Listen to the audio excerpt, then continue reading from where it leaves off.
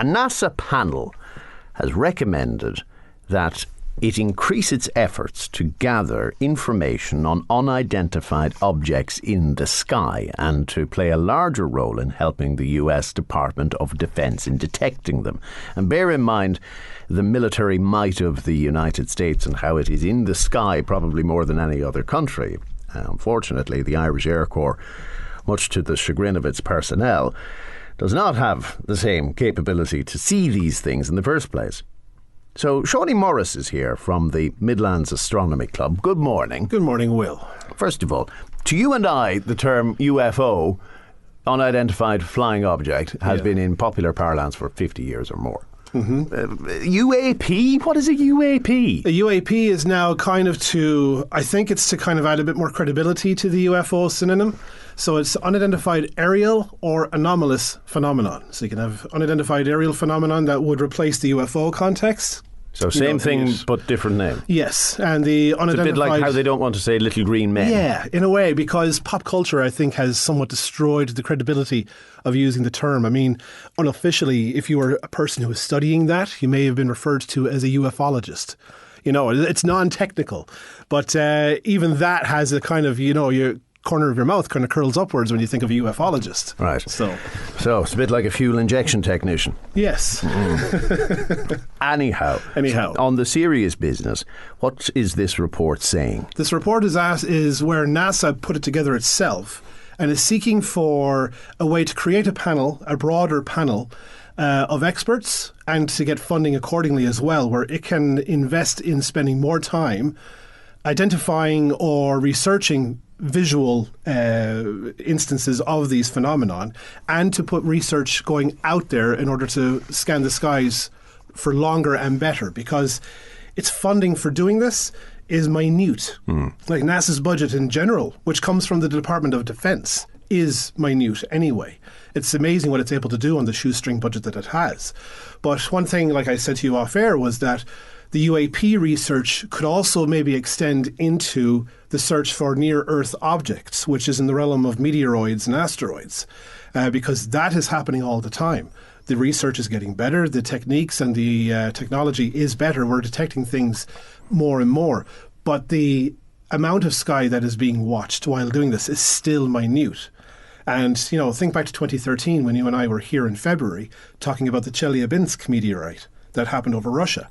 Well, this is happening all the time. That was undetected before coming into the atmosphere. But just last week, there was an object roughly the size of this desk, 2 meters across, was found only a few hours before it passed by Earth within 2,500 kilometers, which is extremely close. So unidentified aerial phenomenon and unidentified anomalous phenomenon could probably extend into the realm of asteroid hunting, but definitely, is going to be more about the UFO aspect and giving it a bit more credibility. Well, this report calls UAPs one of our planet's greatest mysteries, and I suppose the spectrum ranges from perhaps Russian or Chinese, that sort of suspicion that even the United States itself, some of its secret agencies are piloting different technologies in the sky. True. All the way over on the other end of the spectrum to E.T. phoning home and bringing his friends here for a party. Yeah, Roswell incidents, so to speak. So, in the history of UAPs, UFOs, call them what you will, what has stood out to you?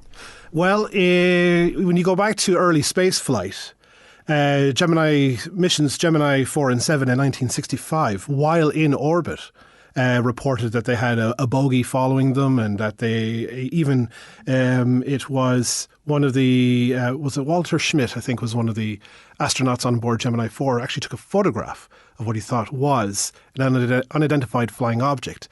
It turned out, because NASA has released the photographs, that it looks like it was the second stage booster of the Titan II rocket that launched it. Ah. Yes. So the fact that he was able to take a photograph, and that has been released. And you can say, now that you have that information, yes, it does look like a rocket booster. But what about those other phenomenon that have been witnessed, especially by the American military, that cannot be explained? And these are where they're seeing lights in the sky that have patterns to them, objects that exceeded known technological advances in speed. things that, were not humanly possible, but yet were seen to trail these fighter jets and other aircraft, off the east and west coast of the United States. So there's where I think NASA is looking for the to not necessarily popularize, but treat it as a serious topic. That yes, there are things that have not been explained. It would be nice to have some more people do research and funding to do it, because why can't there be little green men visiting us from time to time? There's bound to be civilizations out there that have advanced technology. Why would they be interested in us is always the question. Is always the question, yes. Or could it be ourselves from the future coming to take a look at the past? That's actually really good. Time travel. That's look, theoretically it is possible. We're supposed not to get caught, but inevitably somebody will. Look, it happened in Star Trek 4, The Voyage Home, didn't it? Where they went back to 1986 in Los Angeles. Yes, Captain, there be whales here, yes, etc. That's an interesting theory. I like that. I don't know if NASA has much of an input or a comment on such frivolities, but that'd be worth looking up. But in all of the cases that you've looked at, some might have credible explanations, such as that first example. Are there any that make you go, Well, I have seen a few things myself, to which, in my mind, because I like science and things like that, I could then research what it is. But even in Midlands Astronomy Club, we have had people contact us before asking about, what's that in the sky? Or here's something that I've never seen that before. It's only because maybe they don't have an interest in the topic or don't follow the news around it that you find out, that actually is Venus there. Or that there was a piece of space junk burning up in the atmosphere, much slower than a shooting star, but still looks like that kind of re-entry thing, So I've seen that a lot in my time. And even last year, Land of Light in Belvedere. Yes. Caused many people to think, wow, what the hell is going on 50 kilometres away? From Athlone and Moat, you could see that light show reaching up into the sky, And I remember seeing that before from the top of the Bridge House in Tullamore, where they used to do that in the summertime back in the mid-90s. And it was just this dancing disco light, and if there was low-lying cloud, it would bounce these patterns off the cloud. But there is nearly the taboo where if you see something and you ask for the explanation, you're nearly fearful that you're going to be pointed at and laughed at because it's culturally...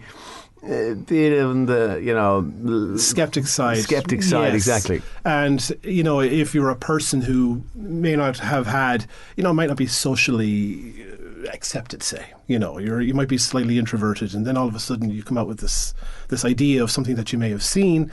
Yeah, unfortunately, people will react like you're a kook, and things like that, and that's natural. And yet it was the man in the crop duster who saved us all in Independence Day. That's true, yes. A caller says, if our interest in space is economically driven, why should other civilizations have altruistic interests? Not sure communications are necessarily something we should be longing for. Communications with another entity. So her point is, if we see resources and potential assets on the moon or wherever, yes, then which there are, surely other species who are out there might see them as well. And if we draw attention to ourselves, then we might be a target. Well, I would say in a relative nutshell, for the sake of time on the show, our solar system has hundreds of thousands of asteroids, and they have the potential for nickel and iron and platinum and gold and other rare minerals. But so would almost any other solar system similar to our own out there in space. So why would they travel from one solar neighborhood to another just to exploit those, unless their technology had become so advanced? Like our fossil fuels, one day they're going to be used up. And we got to look for those alternatives that we're fostering now. So what he's saying is, you're not that special. No. Finally, on Virgin Media this week, and extensively online, you may have seen on the beach this rather large hole upon which a amateur astrologist or astronomist or whatever the Space enthusiast. Yes, thank you, space David, enthusiast. Space enthusiast. Found a rock that he suspected may have been from outer space. Turns out that it was just two men the evening before dug a hole on the beach. However, where he found the rock, that's where, there's a little bit of mystery there. So the rock visually looks like it could have been from a meteorite because it is black. Often when we find those, it's because of the burning through the atmosphere that creates that blackened crust on the outside. But volcanic rock is also black. And the ocean is awash with that. And they do wash up on beaches now and again. So it is, with cautious optimism when you find one that you would take it up and get it properly looked at by an institute, through one of the universities in Dublin or Armagh Observatory up north. Fair enough. I don't think we'll be heading off to Portmarnock to search for any rare minerals anytime soon. We'll stick to the bog. Seanie, thank you very much indeed. And if you're interested in Midlands Astronomy Club, just search online. Yes, midlandsastronomy.ie or us on Facebook.